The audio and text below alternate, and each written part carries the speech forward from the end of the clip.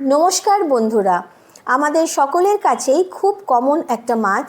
রেসিপিতে ব্যবহার করা সমস্ত মশলাও খুবই সাধারণ, আর খেতে হবে কিন্তু অসাধারণ। দুর্দান্ত একটা স্বাদের মাছের রেসিপি নিয়ে চলে এসেছি রান্নায় হাতেখড়িতে আমি লিজা। চলো চট করে রেসিপিটা দেখে ফেলি। আজকের রেসিপির জন্য আমি নিয়ে নিয়েছি এরকম সাইজের ভোলা মাছ। আমি ভোলা মাছ এখানে 6 পিস নিয়েছি। এইগুলোকে কিন্তু শুধু ভোলা মাছই বলে। এইরকম ধরনের একটু সরু দেখতে এরকম সাইজের হয় সেগুলোকে পোয়া ভোলা বলে। আর এই মাছেরই বড় মাছ যেগুলো হয় সেগুলোকে অনেক সময় ভোলা ভেটকি আমরা বলে থাকি। তো আজকে আমি যে মাছটা নিয়েছি এটা হচ্ছে ভোলা মাছ। এই মাছগুলোকে আমি নুন হলুদ দিয়ে মাখিয়ে রেখেছি। আমি এখানে নিয়ে নিয়েছি বেশ কিছু মশলা। তোমরা দেখতে পাচ্ছ আমার এইখানে আছে আমার চা চামচের 1 চামচ থেকে একটু বেশি, 1.5 চামচ নয়, চা চামচের 1 চামচের থেকে একটু বেশি সর্ষে। তারপর আমি নিয়েছি এখানে পোস্তটা আমি নিয়েছি 2 চামচ পুরো ভর্তি, চা চামচের 2 চামচ। আর নিয়েছি সাদা সর্ষে, এটাও আমি নিয়েছি চা চামচের 2 চামচ। আর দেখা যাচ্ছে এখানে সাদা তিলটা আমি এই চামচেরই, চা চামচেরই 2.5 থেকে 3 চামচ মতো নিয়ে নিয়েছি। আমি এবার এই মশলাগুলোকে মিক্সিং জারে নিয়ে নিচ্ছি। নিয়ে নিলাম কালো সর্ষে, আর নিচ্ছি পোস্তটাও এখানের মধ্যে ঢেলে দিলাম। আর নিচ্ছি সাদা সর্ষেও আমি এর মধ্যে ঢেলে দিচ্ছি। আর তিলটাও আমি এর মধ্যে ঢেলে দিচ্ছি। তিল যদি তোমাদের বাড়িতে না থাকে তাহলে সেক্ষেত্রে কিন্তু তোমরা তিলটা নাও দিতে পারো, স্কিপ করে যেতে পারো। যদি মনে করো তিলের পরিবর্তে কিছু দেবে তাহলে 4 থেকে 5টা, আমার যেটুকুনি মাছ আছে সেই মাছের পরিমাণ অনুযায়ী আমি বললাম 4 থেকে 5টা কাজু বাদাম দিয়ে দিতে পারো, তা না হলে কিন্তু দরকার নেই। আমি এবার এর মধ্যে মিশিয়ে নিচ্ছি একটু জল, দিয়ে দিচ্ছি এর মধ্যে একটু জল। মশলাটা একটু ভিজতে দিলাম। দিয়ে দিচ্ছি কড়াইতে পরিমাণ মতো সর্ষের তেল, একটু নুন দিয়ে দিলাম যাতে না ছিটোয়। তেলটা একটু বেশ ভালো করে গরম করে নিতে হবে। আর এই মাছ ভাজার সময় বেশি কিন্তু আঁচ মানে ফ্লেমটা বেশি কমালে চলবে না, একটু বাড়িয়ে রেখে দিতে হবে। কারণ আমরা জানি ভোলা মাছ কিন্তু ভীষণ নরম, একটুতেই ভেঙে যায়। যার জন্য আমি বলবো যে না কমানোর জন্য। আমি মাছটা দিয়ে দিলাম এর মধ্যে।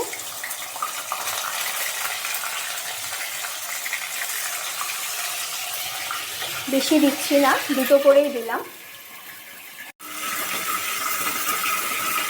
গ্যাসের ফ্লেমটা সিম করে দিলাম।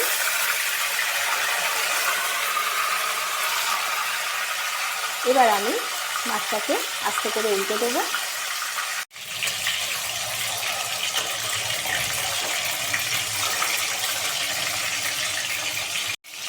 উল্টে দেওয়ার পর বাড়িয়ে দিয়ে আর একটু চাপা দিয়ে দিলাম।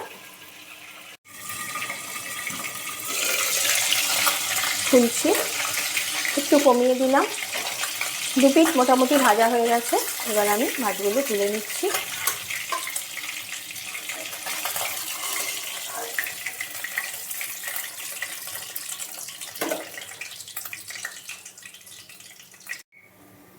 দিয়ে দিলাম। এইভাবে সবকটা মাছকে ভেজে নিতে হবে। ওদিকে তো মাছ ভাজা হচ্ছে, এবার আমি এদিকে মশলাটা রেডি করে নিই যেটা ভেজানো ছিল। একবার একটু পিষে নেওয়ার পর মশলাগুলো এর মধ্যে আমি দিয়ে দিলাম কিছু পরিমাণ কাঁচা লঙ্কা দিয়ে। আবার আমাকে ভালোভাবে বেটে নিতে হবে, একেবারে স্মুথ করতে হবে। হয়ে গেছে মশলা আমার বাটা, পুরোপুরি কিন্তু একেবারে মিহি হয়ে গেছে। দেখো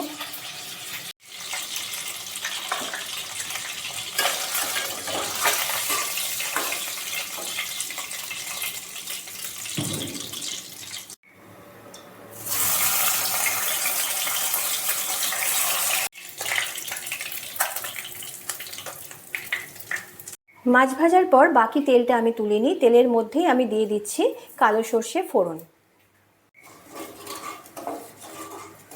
কালো সর্ষে ফোড়ন দিয়ে কেটে রাখা টমেটো, এখানে আমি বড় মাপের একটা টমেটো ছোট ছোট পিস করে কেটে নিয়েছি, আমি দিয়ে দিলাম এর মধ্যে। যেহেতু এটা ভোলা মাছ সেহেতু আমি কিন্তু এর তেলটা তুললাম না। ভোলা মাছে সাধারণত একটু তেলটা বেশি দিয়ে করলে খেতে ভালো হয়, যার জন্য আমি আজকে তেল বেশি দিলাম। কারণ অনেকে হয়তো তোমরা বলবে আমি তো খুব অল্প তেলের মধ্যে রান্না করি, তো আজকে যেহেতু আমি বেশি তেলটা দিলাম, কেন দিলাম সেটা তোমাদের জানিয়ে দিলাম।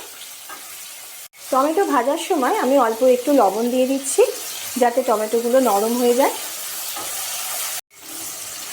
টমেটো একটু ভাজার পর আমি এর মধ্যে দিয়ে দিচ্ছি অল্প পরিমাণে একটু জল।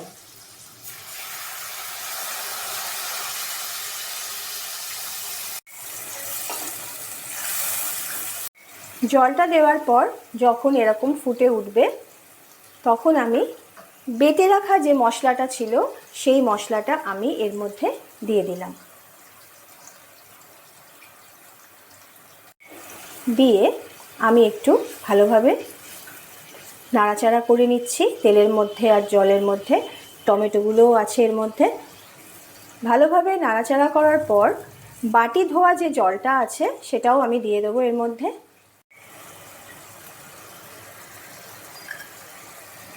আর গ্যাসের ফ্লেমটা আমি একেবারে সিম করে দেব। এখানে আমি নিয়েছি একটু টক দই। টক দইটা নিয়েছি আমি টেবিল চামচের 3 থেকে 4 চামচ মতন। এখানে আমার টক দই আছে মাছের পরিমাণ অনুযায়ী।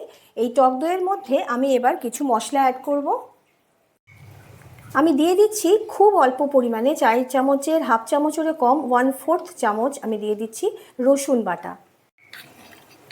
আর দিয়ে দিচ্ছি পেঁয়াজ বাটা 1 চামচ মতো, চা চামচের 1 চামচ মতো পেঁয়াজ বাটা দিলাম। এক্ষেত্রে মাছের পরিমাণ অনুযায়ী আমি কিন্তু এটা নিয়েছি। এটা ছোট, একেবারে ছোট পেঁয়াজ হলে হয়তো এই মাপটা আসবে, সেই জন্য আমি তোমাদেরকে পেঁয়াজের সংখ্যাটা বললাম না, আমি ওই জন্য চামচে করে তোমাদের বলে দিলাম পরিমাণটা।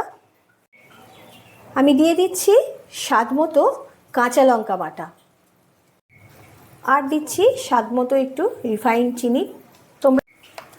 চিনি তোমাদের প্রয়োজন হলে যাদের আছে তারা দেবে, তা না হলে দরকার নেই। এটা আবার ভালোভাবে ফেটিয়ে নিতে হবে। এটা বেশ ভালোভাবে ফুটছে, আমি দিয়ে দেবো পরিমাণ মতো এবার লবণ। লবণ দিয়ে কিছুক্ষণ নাড়াচাড়া করার পর আমি এবার ফ্যাটানোর দইয়ের মধ্যে যে মশলাগুলো দিয়েছিলাম সেই ফ্যাটানো দইটা মশলা সমেত এর মধ্যে দিয়ে দিলাম। গ্যাসের ফ্লেম আবারও আমি একটু কমিয়ে দিলাম, দিয়ে ভালোভাবে একটু নাড়তে হবে। এই মাছের মধ্যে আজকে যে যে মশলাগুলো আমি ব্যবহার করলাম সেইগুলো যদি তোমরা একটু সময় মতন করে নিজেদের সুবিধে মতন করে যদি একটু বেটে রাখো তাহলে কিন্তু এই রান্না করতে একদম বেশি সময় লাগে না, খুবই কম সময়ের মধ্যেই এটা হয়ে যায়। ঝোলটা যখন ফুটতে শুরু করবে তখন আস্তে আস্তে আমি মাছগুলো এর মধ্যে দিয়ে দেব। আমি আগেই বলেছি এই মাছ একটু নরম, মাছ দিয়ে কিন্তু বেশিক্ষণ ফোটানো যাবে না। আমার দিতে দিতেই এগুলো খুলে আসছে, এতটাই নরম এই মাছ, তোমরা সকলেই এগুলো জানো। আমি দিয়ে দিলাম মাছগুলো এর মধ্যে।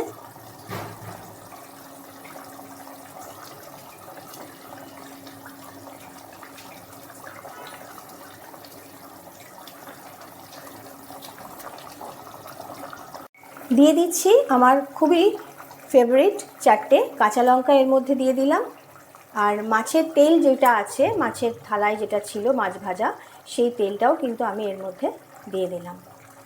এই রান্নায় কিন্তু কোনো আনাজপাতি ব্যবহার করলাম না, আমি কিন্তু এটা ভোলা মাছের ঝাল করলাম আজকে, তাই জন্যই কিছু ব্যবহার করিনি আনাজপাতি। তোমরা এটা করে ঠিক এরকমভাবেই যদি করো আর যদি তারপরে গরম ভাতে খাও তাহলে কিন্তু দুর্দান্ত লাগে খেতে, একদম লাজবাব। এটা খেয়ে তোমরা শুধু আমাকে আমার কমেন্ট বক্সে জানিও কীরকম লাগলো, তোমরা কিভাবে খেলে।